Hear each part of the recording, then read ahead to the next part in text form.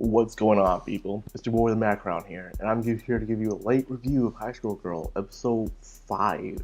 Is it episode 5? Yeah, it's episode 5. I know it's pretty late. Came home late, and I was like, I'm gonna do the review.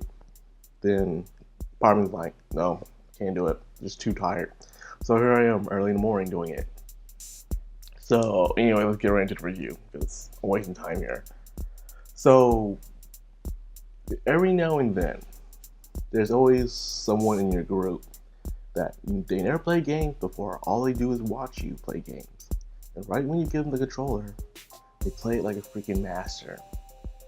This is a perfect example of Koharu herself. She's one of those gamers who barely play games. In fact, all they really do is do normie stuff. As in they just talk with friends, or they have a job, or they study a lot. And can you believe it? Normie people. You know, like, we gamers don't do that. However, she is a different special case. She herself can just look at something, and then when she put her hands on it, she can actually do it like a master. Proven perfectly well in this episode. Apparently, during the time of New Year's, games are sold dirt cheap, like 50 yen in Japan. I'm like, wow. Why don't we have something like this, you know? A day where games are sold dirt cheap. So all the gamers can go out there. Because I'm saying, you sell games dirt cheap on like at least one time a year, I guarantee you guys will make a lot of profit. I mean, not like in the single digits, but at least in the 20s or something, you know? Make it that one day where all the games are just sold within like $30 to $20. You'll make a lot of money. But, you know, America. So anyways, getting back to it. Koharu and Haru were playing Mortal Kombat, you know. And as we all know, a lot of people once said that Mortal Kombat is a Chinese game or a Japanese game. Some people actually said that, I know, right? But most of them aren't really gamers. But Mortal Kombat is actually a game made by Warner Brothers, you know, the people that do DC and stuff. So, no, Mortal Kombat is an American game. So anyways, getting on to this. One of the hardest things to do actually in Mortal Kombat for me was the fatalities. I've always had a hard time doing the fatalities when I was little. Because I was, I was a button masher, you know. I didn't really play that many fighting games. I would play a brawling game or one of those battle games. But I never had many fighting games when I was a little kid. So when I did play Mortal Kombat, all I did was button mash. I did not know what I was doing, but I knew I was doing something right until I go against a really good pro. Then I'm totally screwed. So seeing how Koharu, who's never really put her hands on many games in her life, seems to be very good at them. So she's a very quickly adaptive kind of person, where they can just look at any type of game and just immediately play it just like that and be good at it. I kind of envy that skill. Like, yes, there's been times where I myself have played games I've never played before, and I'm playing like a pro. Resident Evil for a case. Like I said before, I've never really owned a Resident Evil game before in my life until I played Resident Evil 4, and I was really good at it. Then went on to Resident Evil 5, and despite what people say, I actually enjoyed Resident Evil 6. Besides it being less scary and more action-oriented, I still enjoyed Resident Evil 6, you know, it was still a fun game to play. And then of course the amazing Resident Evil 7 is just as good as well, but in first-person shooter.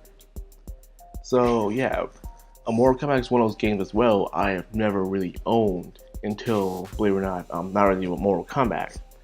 I didn't really own a Mortal Kombat until Mortal Kombat 9. I know it's a surprise, right? I keep saying I'm a gamer, but yet I've never owned these classic games. But however, I've always played them within my life, whether it's through a family member, a friend, or I went to an arcade. So I always played these games when I got a chance to. I never knew why I wouldn't own them, because, to tell you the truth, back then I didn't really have anyone to really play against me with someone when it came to fighting games. So when it came to fighting games, I never really picked them up to buy them, because I never had someone to get to play with until they did, you know, online mode. So thank God for online mode. Now I am actually enjoying fighting games to their full potential. So besides that, I've always played Mortal Kombat. Mortal Kombat, but I never owned a Mortal Kombat game until Mortal Kombat 9. And that was when I was one of my brother's friend's house, and I was playing Mortal Kombat 9. And I'm like, "This is your first time playing it?" No, yeah, I never really played the newer Mortal Kombat before. I gave it a shot. It turned out I was really good.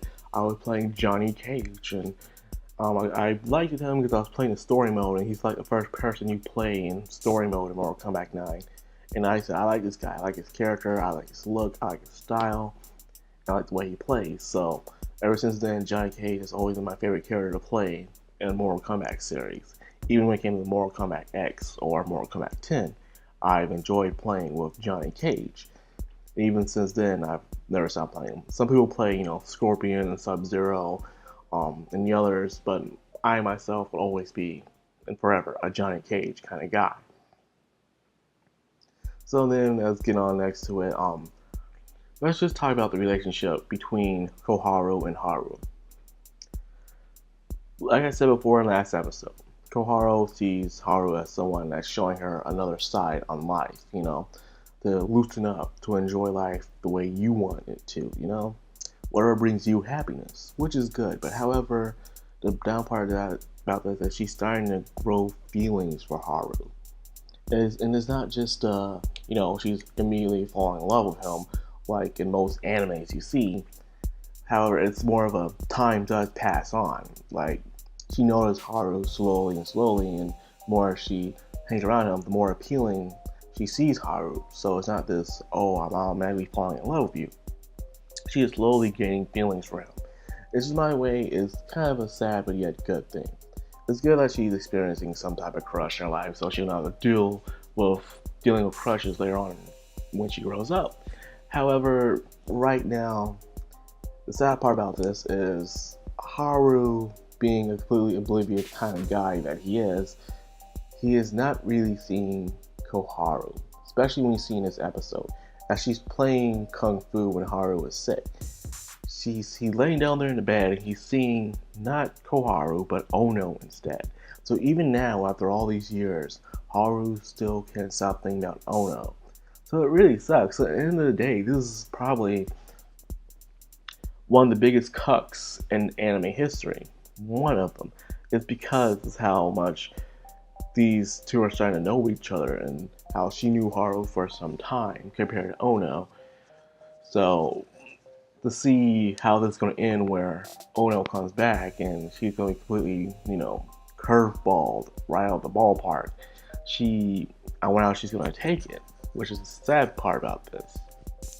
So anyways, another more advertising. They're showing more mobile games. The Fatal Fury character being a girl. Yes, I remember seeing something like that online before, where someone had some gender bender change, and everyone's just freaking out about it, but not in a bad way, but in a good way. So they like it. So this new mobile game where you find a bunch of waifus, and it seems interesting. But I play it? No, I won't play it. Anyways, it seems like a fun game to play though for everyone else. I mean, it looks fun, but no, not me. I'm too busy with other games I have yet to finish after all these years. I know I'm actually kind of behind on some games myself. So yeah, the entire morning part of this is you're slowly seeing a love being developed only on one side, while on the other side it's just someone who's trying to get better because they're thinking about someone else from the past. And at the end, unexpectedly, Ono comes back. I didn't expect Ono to come back just yet. I thought they would give us one more episode, and then Ono would come back. The 3-episode rule for an arc. I would call this arc the middle school arc. The last arc was the elementary school arc. This arc is the middle school arc. I was hoping they would give us one more episode, so it'll be a 3-episode kind of rule kind of thing. But nope, Ono is back. So the question is how is this going to respond to everyone else, man? How is Haru going to respond to this? What is Koharu herself going to do when she sees Ono? Like, is this going to be a love rival thing, or is it just going to be completely dominated, where Ono she's back, and Koharu just becomes completely irrelevant throughout the show? I hope it doesn't come to that, because that would suck, man, because Koharu is actually as well as an interesting character. Ono and Koharu are both good characters. Ono is the cool character, silent type, where she don't have to say much in order to know what she's feeling and what she wants to do. She's able to express herself through her motions and her voice, which is pretty amazing. Then you have Koharu, who's actually good with great dialogue and self-explanatory. And she's actually pretty much of a genius into any game she touches. So you have two good female characters, and I know, yes, last time I said don't hate on Koharu, because she's not that kind of bad character. She's actually a really good character. But nonetheless, I saw the comments and on some videos, watching some sites, and they already hate on her. Like, where's oh no, get this girl out of here. Like, come on, people. Koharu isn't a bad character. I hate when this happens, where you have a character liking someone, and then another character comes around who's just as good, but they're hated on because people say they're getting in the way of their ship. So, in a way, poor little Koharu is a bystander in all this, and it really sucks. So anyway, that's all I got my review on this. Sorry for the late upload, you know. I was just extremely tired, and then I was trying to upload even earlier, but Lawnmower Outside came on, and it was loud as hell, and I couldn't say anything with my low little voice. So anyway, that's all I got for this video. I hope you enjoyed High School Girl. You know, it's a pretty good show. I am really enjoying it. Like I said before, it's my favorite show of the season so far. I'm really enjoying it. Way better than some other shows I'm watching right now. Angels of Death, for once. I'm enjoying Angels of Death, but it's not as good as High School Girl. Not whatsoever. So anyways, if you like this video, please leave a like, comment, subscribe, and of course, hit the bell icon so you get notified every time I upload. This has been Madcrownxox, signing out. Have a good one.